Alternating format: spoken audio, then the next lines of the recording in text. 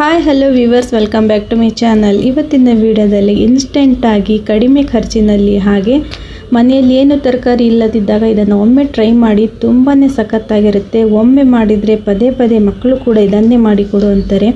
ಯಾವುದೇ ತರಕಾರಿ ಇಲ್ಲದಾಗ ಹಾಗೆ ಇನ್ಸ್ಟೆಂಟಾಗಿ ಬ್ರೇಕ್ಫಾಸ್ಟು, ಡಿನ್ನರು, ಲಂಚ್ ಮಾಡೋದಿದ್ರೆ ಇದನ್ನು ಒಮ್ಮೆ ಟ್ರೈ ಮಾಡಿ ನೋಡಿ. ನಾನಿಲ್ಲಿ ಫಸ್ಟು ಒಂದು 5-6 ಮೊಟ್ಟೆನ ಚೆನ್ನಾಗಿ ಬೇಯಿಸ್ಕೊಂಡು ಇದರ ಸಿಪ್ಪೆನ ತೆಗೆದು ಈ ರೀತಿ ಕಟ್ ಮಾಡಿ ಇಟ್ಕೊಂಡಿದ್ದೀನಿ. ನಿಮ್ಮ ಯಾವ ಸೈಜಲ್ಲಿ ಬೇಕೋ ಆ ಸೈಜಲ್ಲಿ ಸಣ್ಣ ಸಣ್ಣದಾಗಿ ಕಟ್ ಮಾಡಿಕೊಂಡ್ರೆ ಇನ್ನೂ ಚೆನ್ನಾಗಿ.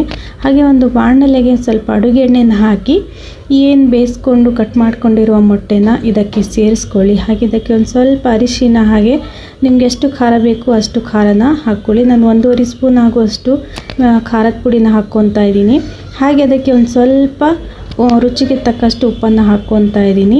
ಮೇನ್ ಏನಪ್ಪ ಅಂದರೆ ಇದನ್ನು ಇನ್ಸ್ಟೆಂಟಾಗಿ ಕೂಡ ಮಾಡ್ಬೋದು. ಹಾಗೆ ನಾವು 1 ಸ್ಪೂನ್ ಆಗುವಷ್ಟು ಈ ಚಿಕನ್ ಮಸಾಲ, ಹಾಗೆ ಒಂದು ಅರ್ಧ ಸ್ಪೂನ್ ಆಗುವಷ್ಟು ಗರಂ ಮಸಾಲನ ಹಾಕ್ಕೊತಾ ಇದ್ದೀನಿ. ಇದನ್ನಂತೂ ಸ್ಕಿಪ್ ಮಾಡಲೇಬೇಡಿ, ತುಂಬಾ ಟೇಸ್ಟ್ ಕೊಡುತ್ತೆ. ಇನ್ಸ್ಟೆಂಟಾಗಿ ಈ ರೀತಿ ಒಂದು ಸ್ವಲ್ಪ ಇದನ್ನು ಎಣ್ಣೆಯಲ್ಲೇ ಈ ರೀತಿ ಇದನ್ನು ಫ್ರೈ ಮಾಡ್ಕೋಬೇಕು. ರುಚಿ ಅಂತೂ ತುಂಬಾ ಸಖತ್ತಾಗಿರುತ್ತೆ. ಹಾಗೆ ನಮ್ಮ ವಿಡಿಯೋ ನಿಮ್ಗೆ ಇಷ್ಟ ಆದರೆ ಲೈಕ್ ಕೊಡೋದನ್ನು ಮರಿಬೇಡಿ. ಹಾಗೆ ಸಬ್ಸ್ಕ್ರೈಬ್ ಹಾಗೆ ಫಾಲೋ ಮಾಡೋದನ್ನು ಕೂಡ ಮರಿಬೇಡಿ.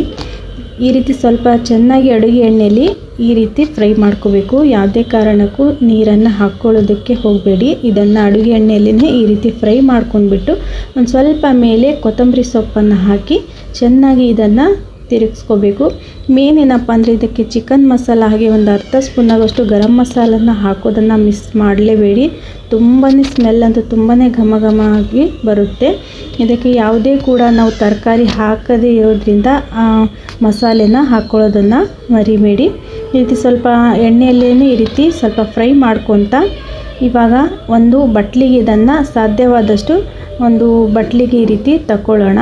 ಒಂದು ಸ್ವಲ್ಪ ಆಗುವಷ್ಟು ಇದರಲ್ಲೇ ನಿಮ್ಗೆ ಎಷ್ಟು ಬೇಕೋ ಅಷ್ಟು ಈ ಎಗ್ಗನ್ನು ತಕ್ಕೊಂಡ್ಬಿಟ್ಟು ಇವಾಗ ಇದಕ್ಕೆ ಈ ರೀತಿ ಉಳಿಸ್ಕೊಳ್ತಾ ಇದ್ದೀನಿ. ಏನು ಇದರಲ್ಲಿ ಎಣ್ಣೆ ಅಂಶ ಇರುತ್ತಲ್ವ ಅದನ್ನು ಪೂರ್ತಿ ಇದರಲ್ಲೇ ಬಾಣಲೆಯಲ್ಲೇ ಉಳಿಸ್ಕೊಂಡ್ಬಿಟ್ಟು ಒಂದು ಸ್ವಲ್ಪ ಇದಕ್ಕೆ ಅನ್ನ, ನಿಮ್ಗೆ ಎಷ್ಟು ಅನ್ನ ಬೇಕೋ ಅಷ್ಟು ಇದಕ್ಕೆ ಹಾಕಿ ಈ ರೀತಿ ಕಲಿಸ್ಕೋಬೇಕು.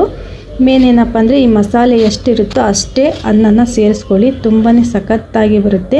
ಇದನ್ನು ಕೂಡ ಅಷ್ಟೇ ಇದರಲ್ಲಿರೋ ಮಸಾಲೆಯೊಂದಿಗೆ ಈ ಅನ್ನನ ಚೆನ್ನಾಗಿ ಮಿಕ್ಸ್ ಮಾಡಿ ತುಂಬಾ ರುಚಿ ಸಖತ್ತಾಗಿರುತ್ತೆ. ಮೇಲ್ಗಡೆ ಒಂದು ಸ್ವಲ್ಪ ಕೊತ್ತಂಬರಿ ಸೊಪ್ಪನ್ನು ಹಾಕಿ ಚೆನ್ನಾಗಿ ತಿರುಗಿಸಿ ಬಿಸಿ ಬಿಸಿನೇ ಸರ್ವ್ ಮಾಡಿದರೆ ಇನ್ನೂ ಸಖತ್ತಾಗಿರುತ್ತೆ.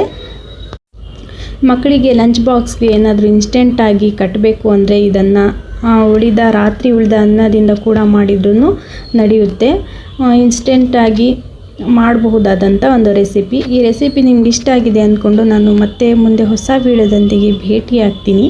ಅಲ್ಲಿಯವರೆಗೂ ವಿಡಿಯೋ ನೋಡಿದ್ದಕ್ಕಾಗಿ ಎಲ್ಲರಿಗೂ ಧನ್ಯವಾದಗಳು. ಹಾಗೆ ಈ ವಿಡಿಯೋನ ಲೈಕ್, ಶೇರ್ ಮಾಡೋದನ್ನು ಕೂಡ ಮರಿಬೇಡಿ. ಹಾಗೆ ಫಾಲೋ ಮಾಡೋದನ್ನು ಕೂಡ ಮರಿಬೇಡಿ.